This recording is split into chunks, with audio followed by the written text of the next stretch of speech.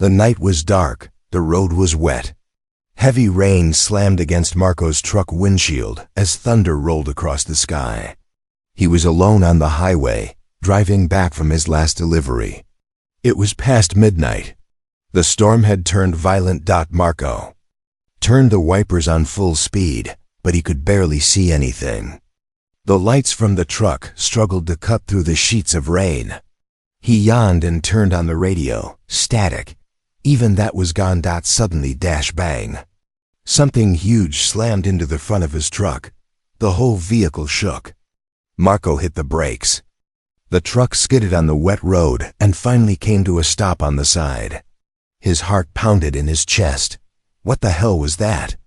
He whispered, grabbing his flashlight. He stepped out, boots splashing into muddy water. The wind howled. He looked around the front of the truck and froze. There, lying on the ground, was something that didn't look human. It was tall. Very tall, at least 8 feet. A glowing silver-blue suit covered its body, and its skin shimmered like faint moonlight. The being groaned softly. One of its arms was bent strangely, and its helmet was cracked. Marco's first thought was to run. This was crazy, not normal. But something in the creature's eyes stopped him. They were glowing softly, not in anger, but pain and fear. Please, the creature spoke. Its voice was weak, feminine, and broken. Cold, hurts, air burns. Marco blinked. She was speaking English barely. She was asking for help. Without thinking, Marco took off his jacket and covered her. Stay still, he said. You're hurt. She flinched, but didn't resist. Marco opened the passenger side of his truck. Get in, you'll die out here. The alien woman crawled inside slowly, holding her ribs. The rain sizzled against her suit. Marco jumped in and shut the door. He turned the heater off. Maybe the heat was bad for her. What are you? Marco asked as he started driving again. Alien woman looked at him. Not enemy, crash, need shelter. Please, she leaned back, breathing hard. Her skin was turning pale, and the lights on her suit blinked red. Marco didn't understand what was going on. He just knew she needed help. And right now, she trusted him. His farm was only 15 minutes away. At the farm, Marco's truck pulled into the old barn behind his house. The rain was still falling hard. He helped her out of the truck and led her inside the barn, where it was dry and dark. You can stay here, he said. No one comes here. The alien woman sat down on a stack of hay. Her eyes closed, and her suit made soft hissing sounds. Steam rose from a small vent. What's your name? Marco asked quietly. She opened her eyes again. Vedra. Marco, he replied. Vedra nodded slowly. Thank you. Marco. Marco brought her some cold water and a damp cloth. She pressed it to the side of her face. Suddenly flashing red and blue lights lit up the barn walls. Marco's heart dropped. A police car. He peeked outside. It was the local deputy. He ran back to Vedra. You need to hide. Now. She struggled to stand but moved behind a tall stack of hay bales. Her glow dimmed. Marco stepped outside, trying to act normal. Deputy rolled down his window. Evening, Marco. You okay out here? Yeah, just got back. Truck hit a big branch. Scared the hell out of me, the deputy laughed. This storm's tearing up the highway. We got reports of something crashing down. You see anything strange? Marco shook his head. Nope, just trees and rain. The deputy looked around, shining a light over the barn. Marco held his breath. After a few seconds, the deputy nodded. All right, keep safe. Storm's not over yet. Marco waved as the car drove off. He ran back into the barn. Vedra was breathing heavily. Enemy. Looking. Was that your enemy? Marco asked. She nodded. They will come. Not police, others. Worse. Marco swallowed hard. Why here? Why Earth? Vedra looked up, her eyes serious now. Because Earth is not safe anymore. Cliffhanger ending. Suddenly, both of them turned toward the roof as a soft mechanical hum echoed through the barn.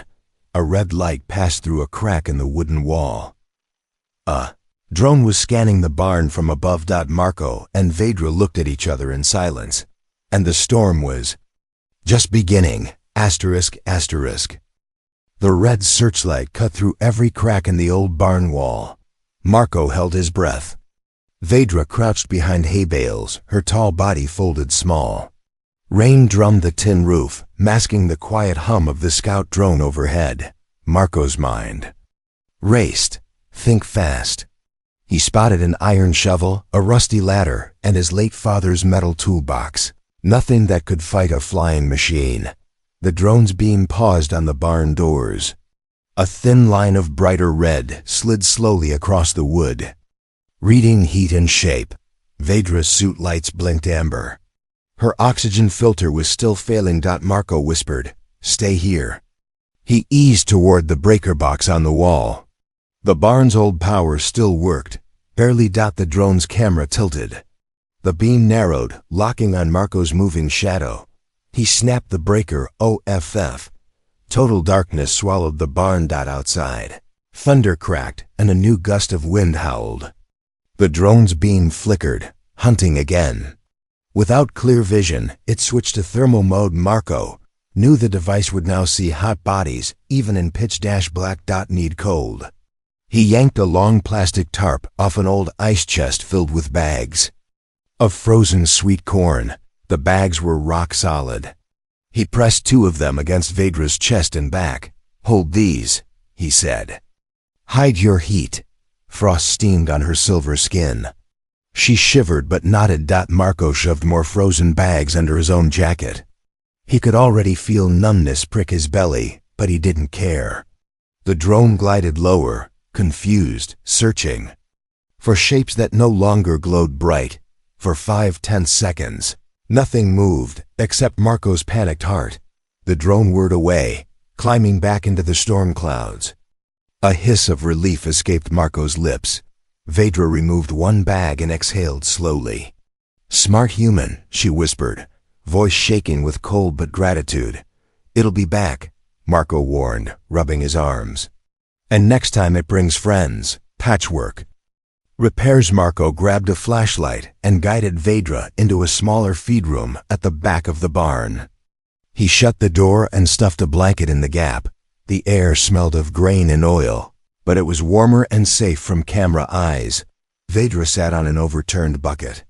The soft light showed cracks across her chest plate and tiny sparks flicking from a torn cable near her ribs. "Filter time?" Marco asked. She glanced at a glowing dial on her wrist. 1 hour. Marco rummaged through the feed bins until he found an emergency welding kit, the kind he used to mend tractor parts. It held a small battery torch and spools of sealant. "Tape, I can try," he said. "No promises." She unlatched the broken plate. The inside surface shimmered with wet frost from the frozen corn. A sour chemical smell rose. Marco worked fast, pressing sealant over the tears, then heating it carefully until it fused. Sparks hissed, but the split edges bonded. He covered the crack with silver duct tape for good measure. Vedra gasped as fresh air hissed through her filter. "Better, pressure stable." Relief washed over Marco, but only for a second, because the barn lights clicked back on by themselves. "Power's back," Marco muttered. But he hadn't touched the breaker. Sharp knock echoed from the big barn doors. A stranger in the storm. Marco froze. Only 2 kinds of people came this far at night: neighbors in real trouble or strangers with hidden plans. He peered through a dusty window. A tall figure in a plastic rain poncho stood by the doors, face hidden by the hood. In one hand was a metal staff that looked suspiciously like a survey rod or a weapon. The stranger raised the staff and tapped hard on the wood. "Anyone inside? Need shelter." The voice sounded human, but something about the rhythm felt wrong, almost too clear over the storm. Vedra's eyes widened. "Probe operative," she whispered. "Skin mask, do not trust." Marco's blood ran cold. Mercenaries had learned to wear disguises. Another knock harder now. Open up or I cut the lock. Marco took a shaky breath and walked to the door. He grabbed the big crowbar his father once used for hay bales. Stay hidden, he told. Vedra. He slid the door open just a crack. Sorry, Marco called. Power's out. No room in here. The stranger leaned close. Rainwater dripped from the hood, but the face underneath didn't look wet like water slid right off fake skin. Two pale eyes glowed faint amber. We detected a crash, the stranger said in a flat tone. We must scan for chemical leaks. Marco forced a laugh. Just farm tools and old fuel. No crash here. The stranger pushed the door wider, strong. Despite thin arms, then you won't mind a quick look. Marco lifted the crowbar. Private property. Unless you got a warrant, move along. The stranger's eyes narrowed. Then the staff unfolded with a soft metallic click, transforming into a three-pronged sensor. Marco gripped the crowbar tighter. His heart pounded loud. I can't fight an alien scout. But he had to protect Vedra. Vedra's moved suddenly. A new noise filled the barn, delicate, musical. Vedra stepped from the feed room, suit lights glowing blue again. The stranger turned.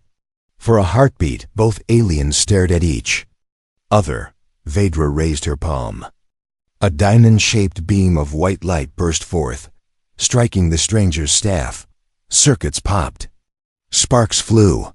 Marco lunged, swinging the crowbar into the stranger's knee. The blow rang like metal hitting metal. The stranger fell but rolled. Recovering fast, Vedra stepped between Marco and the attacker. Her voice was calm but iron hard. Leave or fall. The stranger hissed. Pieces of the human mask peeled back, revealing gray skin and needle-sharp teeth. The mercenary leaped backward through the open doors, then sprinted into the roaring rain, shoulder flaring with blue fire where Vedra's beam had burned. Marco slammed the doors and slid the heavy bolt. His hands shook. That was insane, Vedra touched his shoulder gently. Thank you for courage. But more scouts come. They will bring hunters. Marco swallowed. Then we can't stay, Vedra nodded. Need safe cave, cold place. Suit can last if air is cool. Marco's eyes widened. The limestone quarry. Always foggy and cold. Good, Vedra said. She tapped her wrist and a hologram of the region bloomed. You guide, I protect. A sudden rumble rolled under their feet. It was deep, longer. Then thunder like engines powering up in the sky. They looked up. Through a knothole, Marco saw a dark triangle shape pass low, lights sweeping the ground. Gunship, Vedra whispered. They triangulated my signal. Marco grabbed truck. Keys, spare fuel, and his father's old leather gloves. Then we leave now. Vedra followed, relatching her chest plate. Behind them, the barn lights flickered again as unseen forces jammed the local grid. Marco threw the crowbar into the passenger seat. Vedra climbed into the back, crouching low. Rain hammered the roof as the engine started. The truck roared onto the muddy track, tires spinning. Overhead, the black triangle circled, red searchlights sweeping. And far behind, in the broken doorway, the wounded mercenary watched, eyes burning like coals, then raised a beacon the size of a coin dot in the sky. 3 tiny lights blinked in answer and banked toward the quarry road. Asterisk, asterisk. The rain had slowed to a cold drizzle, but the danger in the air was growing heavier. Marco's truck sped across muddy country roads, headlights flickering in the fog. In the back seat, Vedra kept her head low. Her skin had gone pale silver, and her breathing was slow. The repairs Marco made had helped, but not enough. We're almost there, Marco said, voice tense. My farmhouse, it's old, but it has something special. Vedra looked up. Special? He nodded. My grandfather built it over a natural cave. Cold air flows from deep underground. Locals used to say it breathes. She blinked slowly. That may save me. As they turned onto the dirt road leading to the house, Marco didn't see the tiny drone hidden in the trees behind them. It whirred silently and followed, transmitting everything to the sky. The breathing cellar Marco pulled up beside the farmhouse. It looked abandoned, peeling paint, crooked windows, and vines climbing the porch rail. But it was home. He helped Vedra out of the truck. Her steps were weak now. The cold, she whispered. Need it, soon. He led her to the side of the house, pulling open a trapdoor behind the chicken coop. A cloud of chilled mist rose from below, air that felt almost alive. Go, he said. It's safe. No power, no signals. You'll vanish underground. Vedra climbed down slowly, her glowing hand brushing the stone wall as she entered. She sat near the back, where old crates and dusty jars lined the walls. I will rest, she said. Thank you, Marco, he nodded. I'll get you water and something else. But before he could climb out, beep, a soft alarm from her wrist. Marco froze. What's that? Vedra stared at the hologram forming above her hand. 3 red dots. Moving fast, toward them. A visitor with a hidden agenda. Someone's coming. Marco whispered. He climbed out and closed the trapdoor, covering it with a broken wood panel. Then he grabbed his shotgun from the wall and waited by the front door. A black SUV rolled up.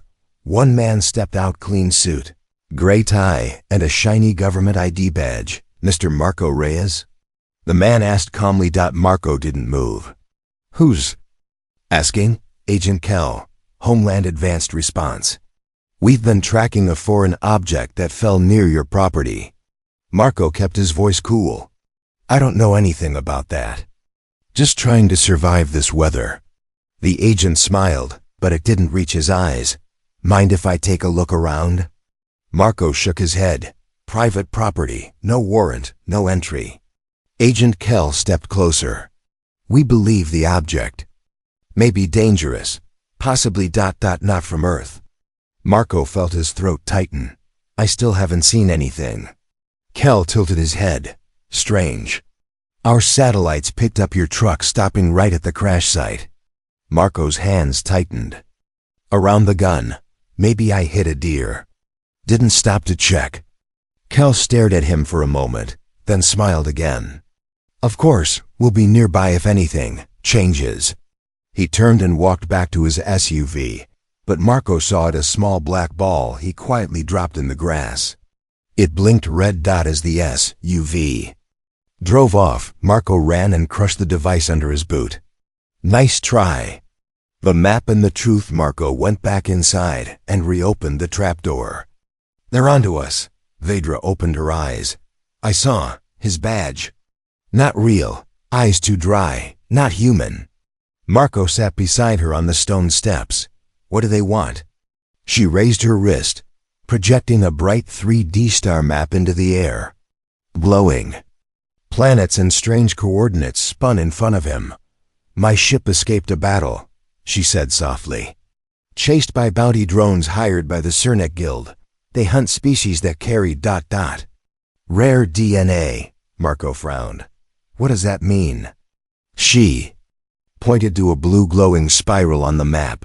This sector, your solar system, is the last source of a genetic code believed to be extinct. It exists in humans. That is why they came.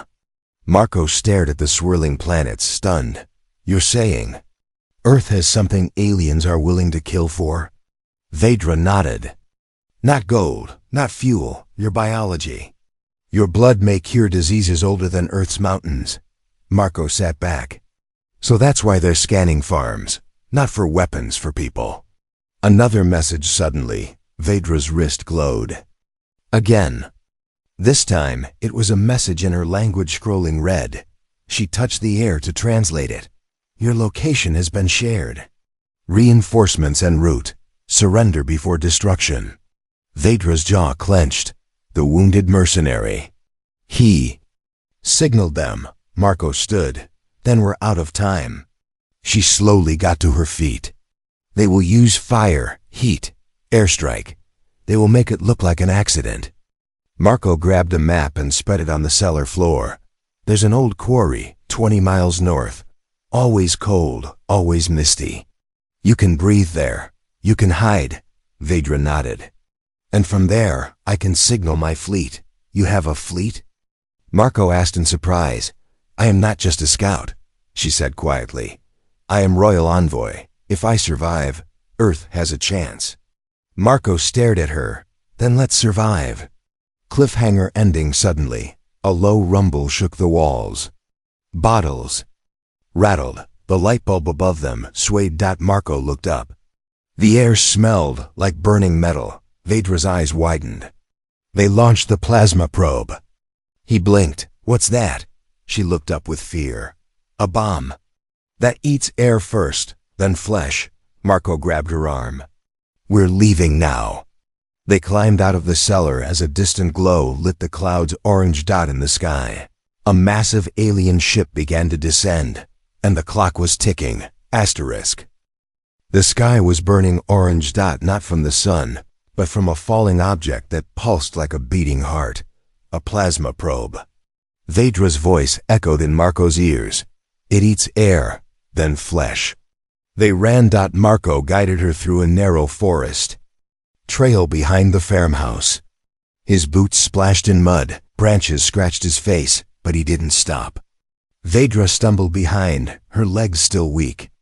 Her silver skin glowed faintly, casting ghostly light in the dark trees. Behind them, the air shimmered. A strange heat spread without flames. Birds didn't sing. Crickets had gone silent.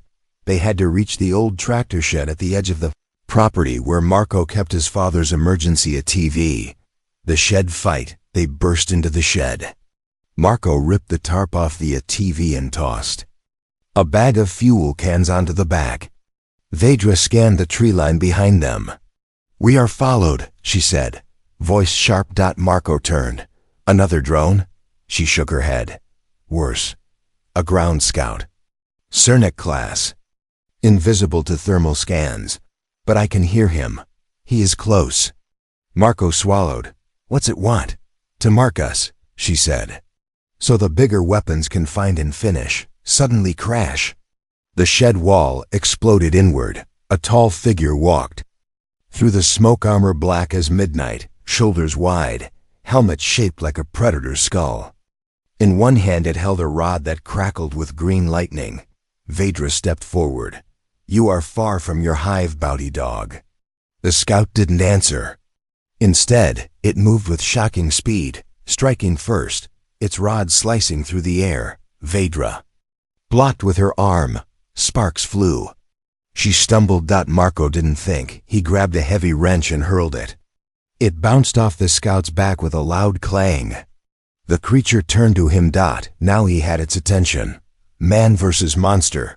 The scout leapt forward. Marco ducked just in time, the rod cutting clean through the metal beam behind him.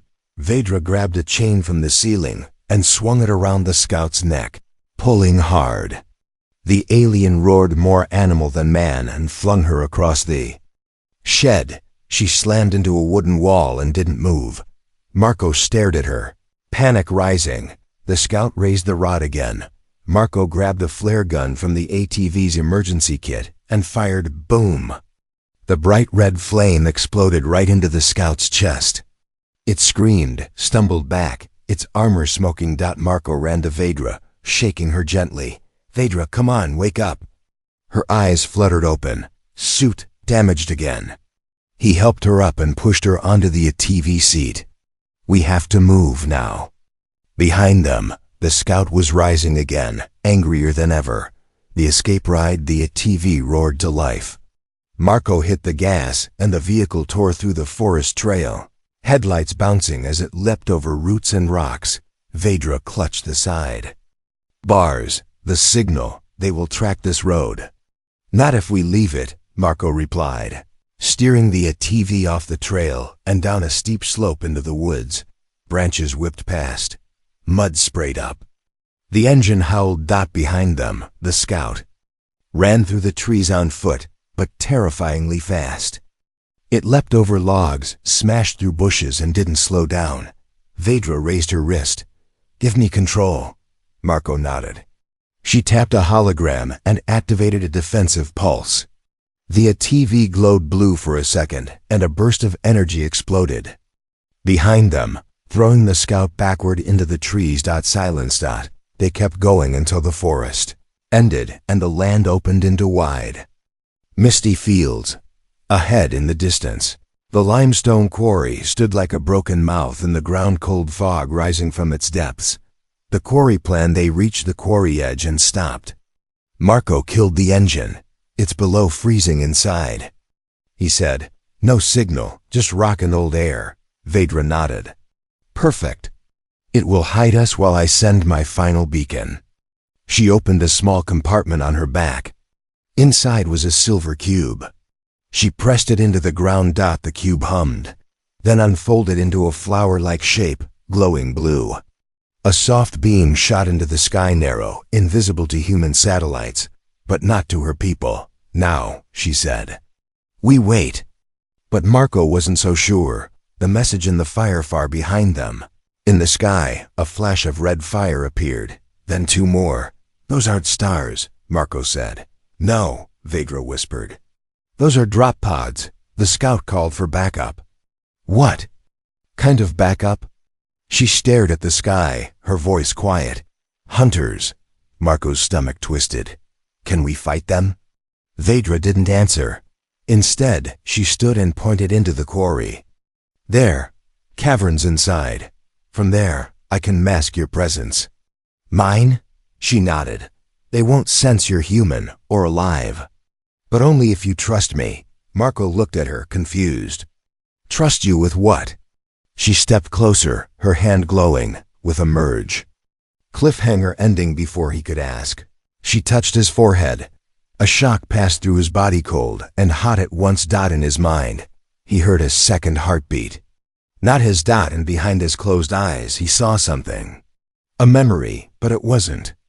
His. It showed stars, ships, war. Then Earth. Alone. Unaware. His eyes snapped open. "Marco," Vedra said softly. "You're more important than you know."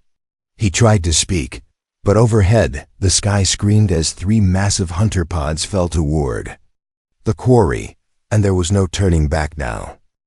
The ground shook as the hunter pods slammed into the earth, one after the other, like thunder hitting stone. Marco stumbled back. The sky was glowing red again. Flames poured from the drop sites on the far side of the valley. The hunters had arrived, but Marco didn't feel fear. He felt different. His heart still beat fast, but now something beat with it. Ever since Vedra touched his forehead, a strange rhythm pulsed in his head. Like distant drums, like a second mind. He turned to her, eyes wide. "What did you do to me?" Vedra's voice was calm but serious. "I shared my awareness. You carry part of me now. Enough to shield you from alien scans, and enough to feel what I feel." Marco looked down at his hands. They were his, but also more. He could sense the hunter pods. He could feel the heat of their minds, moving like predators through the fog. "They're tracking us already," he said without thinking. Vedra nodded. "Then we move." Into the quarry. The limestone quarry looked like a scar on the earth, giant, deep, cracked in layers. Mist floated up from its center. Cold, silent, waiting. Marco led the way. He had worked here once as a teenager. He remembered narrow roads cut into the rock, old mining platforms, and forgotten tunnels deep inside. They took the ATV halfway down, then abandoned it near a rusty elevator shaft. Vedra paused. "My beacon is active," she said. "But if they find it before my fleet does, everything ends." Marco pointed to the side tunnel. "Come on. There's a service corridor. Leads to the lower chambers." They stepped inside. The walls grew tighter. The temperature dropped. Vedra's suit lights dimmed to match the dark gray stone. Then Marco stopped. I can feel them again. 2 above. 1.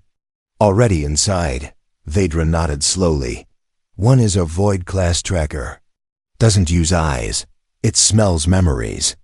Marco whispered, "What the hell does that even mean?" "Don't think about where we're going," she said. "Clear your mind."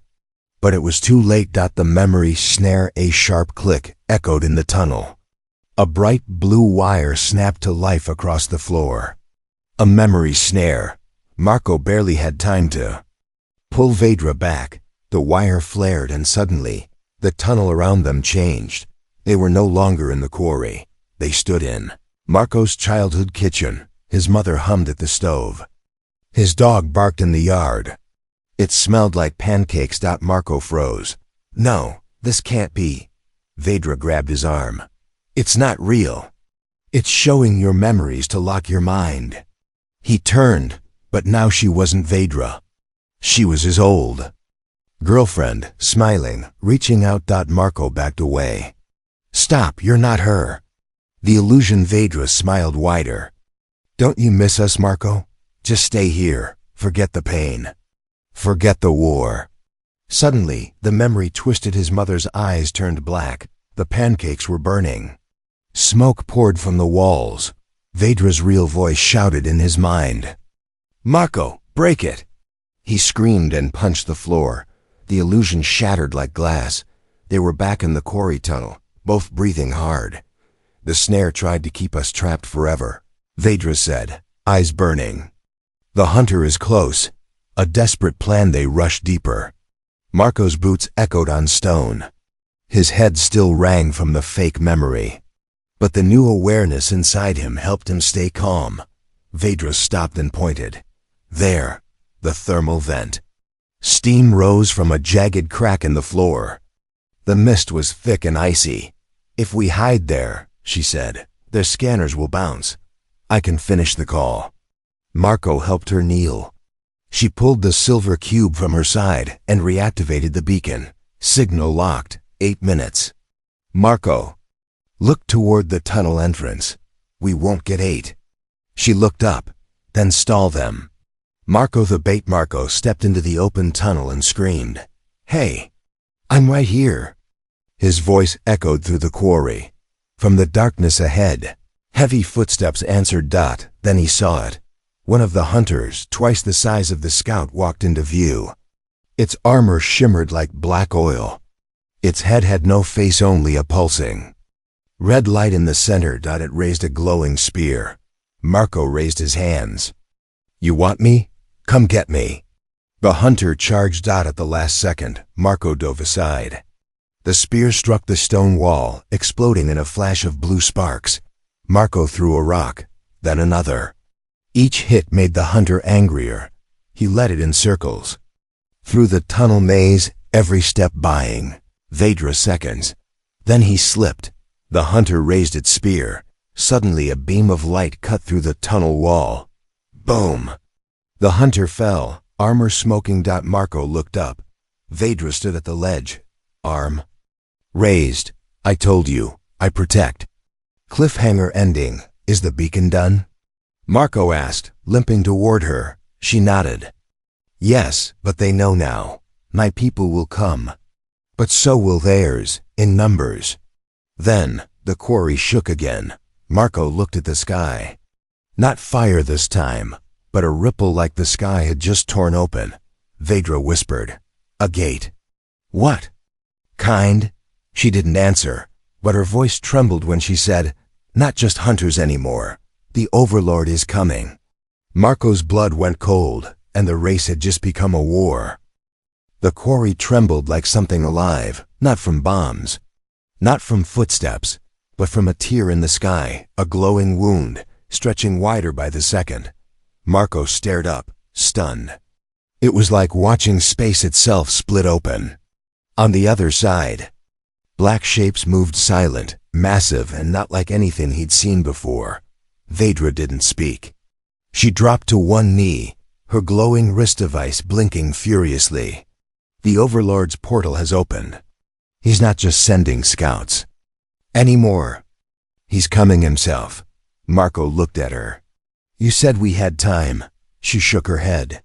We lost it the moment I activated the beacon.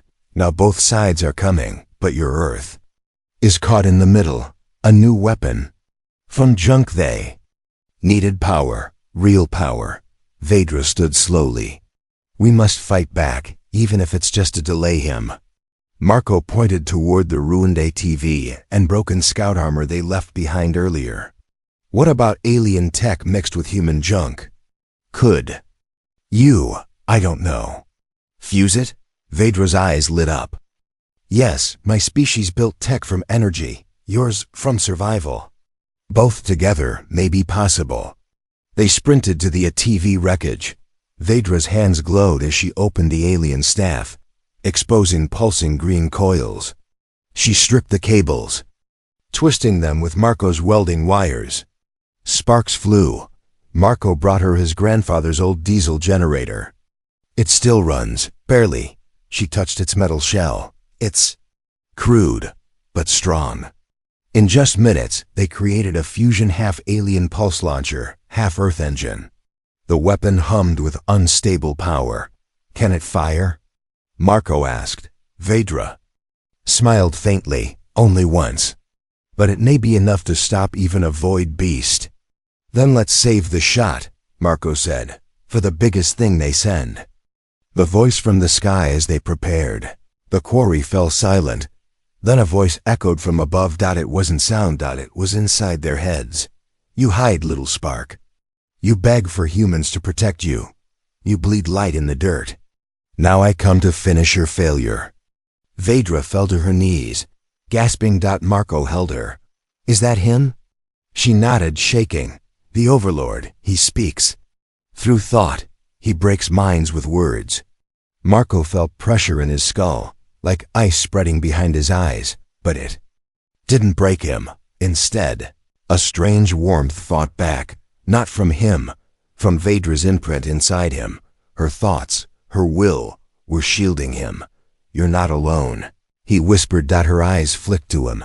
Neither are you.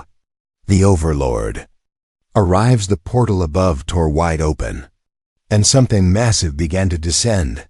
A creature taller than the quarry cliffs, wrapped in black armor, wings made of shadow and flame. Its hands glowed with violet energy. Vedra's voice trembled. That's no drone. That's the first form of the Overlord. Marco stared. You're telling me that's not even his final shape? He destroys planets for pleasure, she said. But he won't expect Earth to resist. Marco tightened his grip on the hybrid launcher. Then let's be his first surprise. Human courage. They set the launcher on the cliff edge. The Overlord's first foot touched down into the quarry, cracking the stone like paper. A beam of energy shot toward Marco. He dove aside just in time, but part of the cliff collapsed. Weapon nearly fell. He caught it with both hands, burning his palms, but refused to let go. Vedra, get the coordinates. I've locked onto his shield core, she shouted. But his armor is too thick. It must be exposed. Marco's face lit up with an idea. What if I become the bait again? Marco, he'll kill you. Not if you trust me. The final shot. Marco grabbed a mirror shard from the ATV, held it high. The Overlord's red eyes flicked toward him. Just as expected. Massive beam of violet fire launched toward Marco. He ducked, and the mirror deflected it into the quarry wall, exposing the Overlord's chest plate glowing white-hot for a second. Now! Marco screamed. Vedra pulled the trigger. The launcher whined, then screamed and fired. Blinding spiral of blue-green light struck the exposed core. Boom! The Overlord reeled back, roaring not in pain but in surprise. He staggered. Cracks spread across his armor. Marco shielded his eyes from the explosion. Did it work? Vedra stood stunned. We didn't kill him, but we wounded him. The sky trembled again. Ships appeared sleek, glowing, powerful. Her people had arrived. Cliffhanger ending. Marco turned to her. That's your fleet? She nodded. The high houses, my family among them. Then her smile faded. but they will ask questions. What kind? About why I chose a human. About why I gave part of myself to you. Above them, the Overlord's first form vanished, retreating back into the portal. But he wasn't gone. Just watching and waiting. Vedra touched Marco's shoulder. Earth is no longer a hidden world. The galaxy now watches, and war is coming. Marco looked to the stars. And for the first time, he wasn't afraid. The quarry was silent again, but not peaceful. Above, the Overlord's portal still shimmered like a rip in space. Below, Marco stood beside Vedra, surrounded by smoke, broken stone, and the remains of their homemade alien weapon. His arms were bruised, hands burned. But he was alive. And he had done something no human ever had. He made a god bleed. The arrival of the high houses. The sky shimmered gold, then lightning without thunder. A fold shift opened across the horizon. From it emerged a fleet of ships, sleek, glowing, and alienly beautiful. Like cities floating on wings of crystal. Their engines didn't roar, they sang. Vedra took a shaky breath. They came.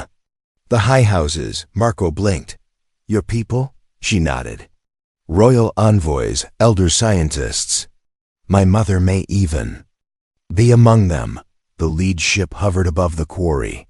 A glowing disk lowered toward the ground, and a tall alien figure stepped off. Armor of silver gold. A face smooth like marble. Eyes glowing deep violet. The being looked at Marco, then at Vedra. You bonded with the human. It wasn't a question. It was an accusation. A trial in the open. More envoys landed, surrounding Marco and Vedra. A silent circle. Dozens of beings from across the galaxy, some with wings, others floating. All with eyes fixed on the two of them. One elder stepped forward. His voice echoed in the air. Vedra of House Kaltha, you interfered with galactic law. You merged your essence with a primitive. You broke the pact. Marco stepped in front of her. She didn't break anything. She saved both our lives. Another elder scoffed. You are not a voice in this circle, human. But Vedra raised her hand. He is now. He is part of me. His courage saved this system. His instinct outsmarted a hunter. His strength wounded the Overlord. Silence fell. Then the tall envoy in gold armor spoke again. You say Earth is worth saving. That this one is worth standing beside. Vedra nodded. Yes, then prove it. The test of flame and mind. Without warning, the circle lit up. Vedra and Marco were lifted off the ground, encased in a rising sphere of white light. The test of flame and mind, whispered Vedra. It judges our bond. If we are false, we will both burn. Inside the light, Marco saw visions, his own past, his pain, his failures. Then Vedra's memories, her training, her exile, her loneliness in a sea of politics and war. The sphere twisted these memories, tried to break them apart, but Marco reached out and gripped her hand. You're not alone anymore, he said. She squeezed back. Neither are you. The sphere pulsed. Judge that, and then, crack. They fell gently to the ground. The circle of envoys stepped back. The golden envoy bowed slightly. The bond is real. The human stands equal. Earth's fate decided. One of the elder scientists stepped forward. Then Earth must be protected, but we must act fast. The Overlord retreats only to rebuild. He will return, stronger. Another asked, will humans fight? Marco stepped forward. We already are. He looked at the quarry around him, scarred and broken. We didn't ask for war, but if it comes here, we'll stand. With you or without you. That answer surprised the council. Then Vedra said something no one expected. I won't return to my world. Not yet. My place is here. With him. With Earth. Murmurs spread through the group. The tall envoy raised a hand. Then so be it. A gift of the stars. As the fleet prepared to leave, one final ship descended. A gift ship. Inside were tools. A defense grid, tailored for Earth's orbit. Medical supplies that could heal diseases humans had no names for. A small star drive. Core, locked but ready for when Earth was ready to reach the stars. Vedra placed a small glowing crystal in Marco's hand. Only you can activate it. It's a key to my world, to the truth. Marco stared at it, then at her. So, what happens now? She smiled. We build something better. Final scene. The Overlord watches far across the stars, beyond human sight. In a chamber made of black stone, the Overlord sat on a throne of flame. A scar burned across his chest plate. His claw traced the wound. He watched a small blue planet through. A tear in space dot. He did not scream. He did not roar. He whispered, "Let them build their alliance. Let them feel hope. I will return, and next time, I bring armies." Then darkness closed over his throne dot, and Earth's countdown began.